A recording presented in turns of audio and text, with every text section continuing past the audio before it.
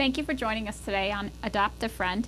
I have a very special guest with us, Francine Wheeler from Cosgrove Animal Shelter in Brantford. This is Francine. Francine, thanks for joining us today. Thank you for having me. Francine brought a couple of guests with her too, but before we get to them, we're going to talk to her a little bit about her volunteer work at the animal shelter.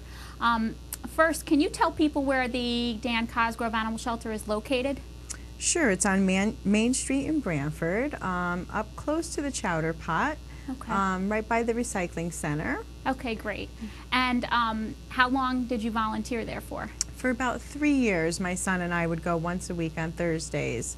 Oh, that's great. Yeah. And so they do allow children to volunteer there? Yes, yes, Okay. they allowed, and I was homeschooling my son at the time, so it was part of our homeschooling curriculum to do some volunteer work. Great. Yeah. And how many days a week would you volunteer there? Just the once a week on Thursdays. Okay. Thursday was our day. And why Yeah. did you pick that day? Was there any reason? No, really. I actually kind of asked them when we first went when they had volunteers. So Thursday was one of their needs, and Thursday fit into our schedule well.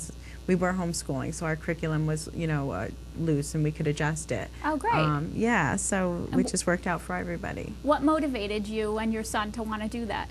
Well, as I was researching homeschooling and watching, how other homeschoolers did it, I just felt that it was really important, and I always have, even before I got into that, to, volunteer in your community, to do some charity work. Okay. And so he's an animal lover, and I'm an animal lover, so this seemed to fit for both of us. Yeah, I was going to say, out of all the things you could have done for volunteer work, you picked working with animals. Yes, yes. That's great. Yeah. So do you think it's important for children to work with animals? Oh, yeah. I think it teaches them a lot. It teaches them patience and to be kind and loving and, to see that animal that's in need, and be able to give that animal what it needs is just a fulfilling experience. Sure. So.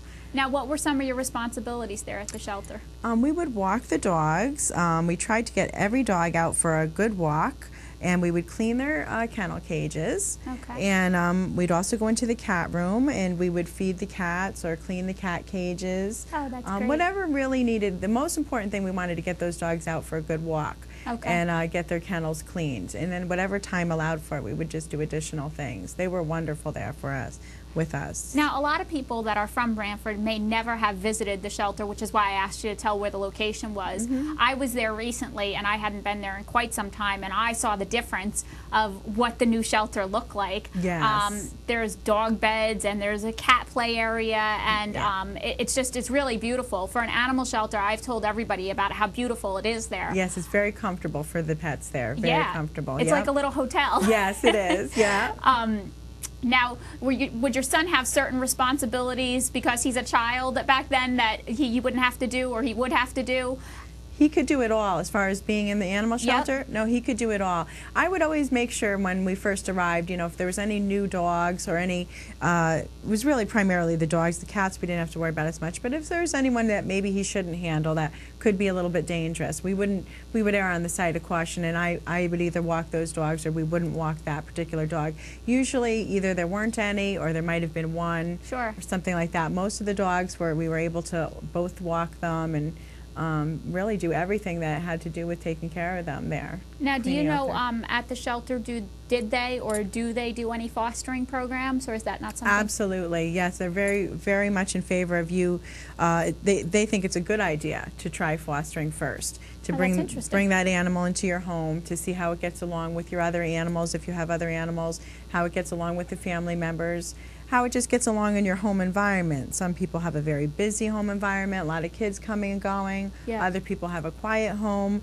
So it's really nice to know how that animal's going to react. And they don't want to put people off for adoption. So this way, if they think they can give it a try, and then it works out, all the better. Sure. It's all the more likely that they will give it a try. Yeah, and I always say that they need to be in good homes to get good homes. Exactly, exactly. So it really helps the animal adjust to having people around all the time and getting pet or getting picked up or all that stuff. Right. We actually had tried to foster a dog, and it was a helpful thing that we did try to foster this dog because this dog was wonderful in my home, until the couple of days, and my nephews came over for a visit, and they're little, and they scared him, and he did nip at my nephew. Okay. So, but this was a wonderful dog in every other aspect. He just got Yep. a little protective of my son. Yep. So this dog ended up going to a home with an adult woman and her adult daughter, and it was a quiet home, and it was a great home for this dog. Sure. And I was able to bring that dog back and say, listen, he was wonderful in this area, and that area is housebroken, and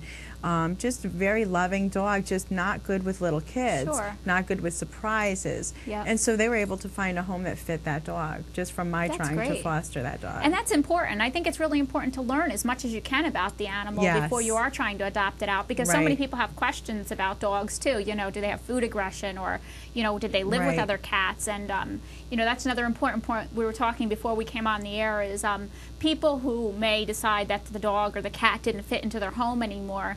A lot of times they may feel embarrassed and not want to go to the shelter to drop the dog or the cat off, and they may just want to leave it there when nobody else is there.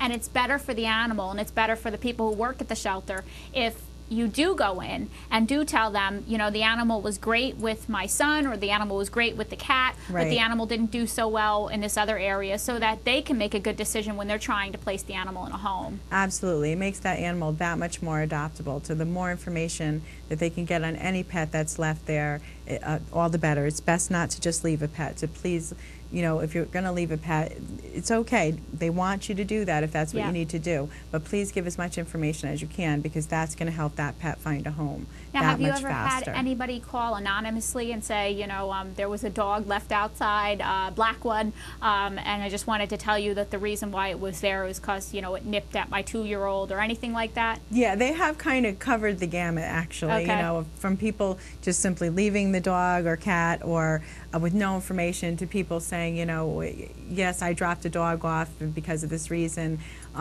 So sometimes people will call. Okay. But a lot of times when they are just left, they are just left.